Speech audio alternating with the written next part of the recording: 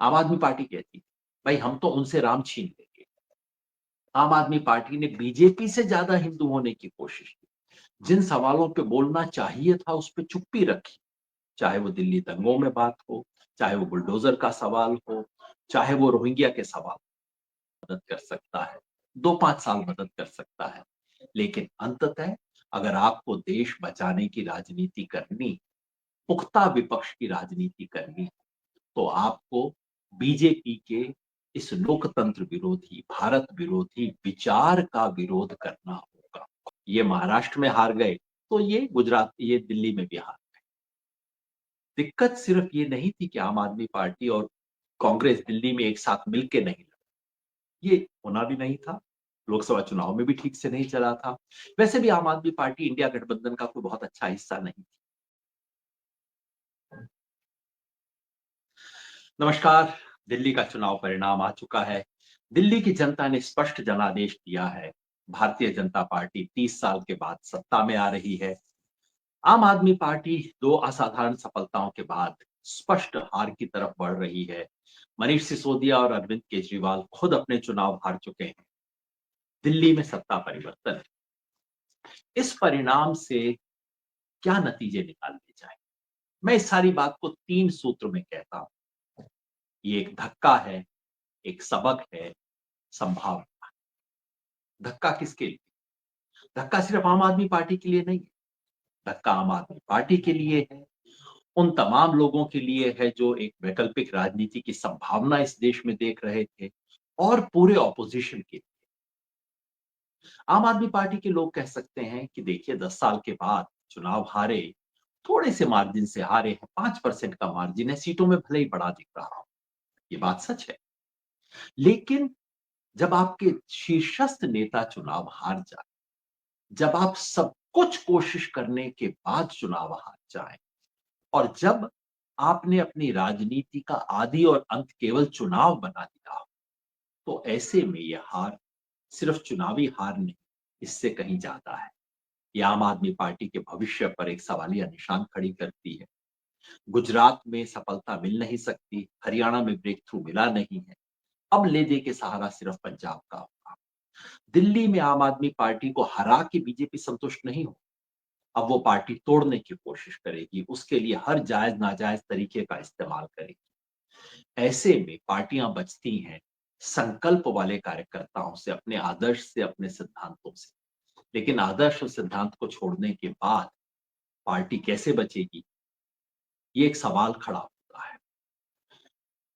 चुनौती उनके लिए भी है, धक्का उनके लिए भी है जो आम आदमी पार्टी के साथ नहीं है, हमारे जैसे लोग। लेकिन जो विकल्प की राजनीति का सपना लेके एक समय इसके साथ जुड़े थे, वो सपना बहुत पहले ही छोड़ दिया गया था। राजनीति में नैतिकता की बात 2015-16 तक छोड़ दी गई थी। उसके बाद आम आदमी पार्टी ने एक, कम से कम एक बेहतर गवर्नेंस, गुड गवर्नेंस का मॉडल पेश करने की कोशिश की। आज वो हार गए हैं, लेकिन इस बात को स्वीकार करना चाहिए कि उन्होंने शिक्षा में और स्वास्थ्य में पिछली सरकारों से बेहतर काम किए, लेकिन वो काफी नहीं। सबक ये है, धक्का आज जो है वो इसलिए कि वो जो एक बहुत बड़ी संभावना आज से 10-12 साल पहले खड़ी हुई थी, जिसके लिए देश में हजारों लाखों लोग खड़े हुए थे, जिसमें से कई लोग फिर भी चिपके रहे, टिके रहे, वो कहीं एक डेड एंड पे पहुंच गया है। धक्का तमाम ऑपोजिशन के लिए है। इसमें कुछ मजा मत लीजिए। मैं जानता हूं कुछ लोगों को लगेगा चलो हार गए, बहुत अच्छा हुआ। मजा लेने का समय नहीं, क्योंकि बीजेपी इस देश में टोटल डोमिनेंस चाहती है, और आज के चुनाव परिणाम से बीजेपी की टोटल डोमिनेंस का जो एक मिशन है, वो आगे बढ़ा है। देश को, लोकतंत्र को, इस गणतंत्र को बचाने वालों की चुनौतियां बढ़ी हैं। इस धक्के से इंकार नहीं करना चाहिए। सबक क्या है? सबक ये नहीं है जो आपको टीवी वाले बताएंगे कि भाई रेवड़ी की राजनीति असफल हो गई। देखिए, रेवड़ी से ज्यादा बड़ी चीज होती है लड्डू, और ये जो लड्डू दिए जाते हैं उस पर सारा मीडिया चुप रहता है। ये जन कल्याणकारी जो योजनाएं हैं, चाहे वो शिक्षा की हो, स्वास्थ्य की हो, चाहे मुफ्त बिजली की योजना हो, महिलाओं को फ्री टिकट की योजना हो, सबक ये है कि उन्हीं योजनाओं के कारण आम आदमी पार्टी इतनी बची है। अगर उसको 22, 23, 24, 24 सीट आती हैं, वो आई। और अगर आज भी आम आदमी पार्टी को कोई तैयार 42-43% वोट मिल रहा है, जो छोटी बात नहीं है, वो इन्हीं योजनाओं की वजह से है। तो दिक्कत ये नहीं है कि ऐसी जन कल्याणकारी योजनाएं गलत थी या जनता ने इन योजनाओं को रिजेक्ट कर दिया, बल्कि जनता केवल इससे संतुष्ट नहीं होती। जनता उसके बाद गवर्नेंस चाहती है, जनता उसके बाद बेहतर सड़कें चाहती है, जनता शायद पर्यावरण भी चाहती है, जनता साफ दिल्ली देखना चाहती है। और जब ये बहाना खत्म हो गया कि भाई एमसीडी हमारे पास नहीं, उसके बाद की दिल्ली की गंदगी जनता को बर्दाश्त नहीं। तो जन कल्याणकारी एक दो योजना अच्छी, लेकिन इसके साथ साथ में सबक ये है कि आपको बुनियादी ढांचे को इंप्रूव करना होगा। जनता आपको बहुत लंबा समय नहीं देती।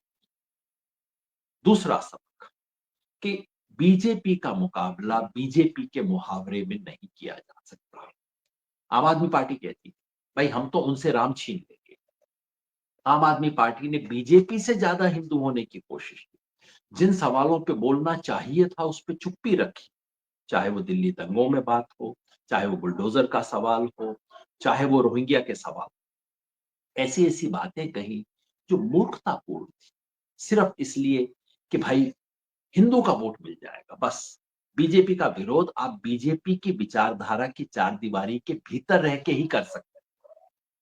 आज के चुनाव परिणाम ने साबित कर दिया कि ये आपको एक चुनाव में मदद कर सकता है, 2-5 साल मदद कर सकता है, लेकिन अंततः अगर आपको देश बचाने की राजनीति करनी, पुख्ता विपक्ष की राजनीति करनी, तो आपको बीजेपी के इस लोकतंत्र विरोधी, भारत विरोधी विचार का विरोध करना होगा, खुल के आना होगा, बोलना होगा। संभावना संभावना ये नहीं है कि भाई आम आदमी पार्टी खत्म हो जाएगी, कईयों के लिए रास्ता निकल आएगा। मैं अनुरोध करता हूं, मैं हाथ जोड़ के अनुरोध करता हूं, इतनी छोटी बातों पे ना सोचिए। संभावना ये है कि विपक्ष की राजनीति एक नई शुरुआत कर सकती है। संभावना ये है कि अब वन अपमैनशिप का खेल शायद खत्म हो जाए कि भाई ये महाराष्ट्र में हार गए तो ये गुजरात, ये दिल्ली में भी हार गए। दिक्कत सिर्फ ये नहीं थी कि आम आदमी पार्टी और कांग्रेस दिल्ली में एक साथ मिलके नहीं लड़ी, ये होना भी नहीं था। लोकसभा चुनाव में भी ठीक से नहीं चला था। वैसे भी आम आदमी पार्टी इंडिया गठबंधन का कोई बहुत अच्छा हिस्सा नहीं थी। असली दिक्कत ये है कि इंडिया गठबंधन ही पूरा का पूरा महाराष्ट्र चुनाव के बाद से बहुत ढीला चल रहा है। संभावना ये है कि अब इस चुनावी धक्के के बाद विपक्ष एक दूसरे पर आरोप प्रत्यारोप, एक दूसरे की हार जीत पे मजा लेने की बजाय बैठ के सोचेगा। संभावना ये कि विपक्ष इस देश में ये जानेगा कि बीजेपी का मुकाबला सिर्फ चुनाव से 6 हफ्ता पहले खड़े होकर नहीं किया जा सकता। अगर मुकाबला करना है, पूरे 5 साल आपको जमीन पे रहना होगा। अगर मुकाबला करना है तो जनता के सामने एक विकल्प देना होगा। केवल आलोचना से काम नहीं चलेगा, आपको कुछ नया जनता के सामने पेश करना पड़ेगा। संभावना इस बात में कि बीजेपी का मुकाबला करने के लिए सड़क पे लह के राजनीति की शुरुआत करनी। अगर ये सबक सीख सकता है तो आज का दिल्ली का ये धक्का एक अवसर में बदल सकता है। आपदा अवसर में बदल सकती है, बशर्ते कि हम सीखने को तैयार। दिल्ली का आज का धक्का हमें सबक भी देता है, अवसर भी देता है।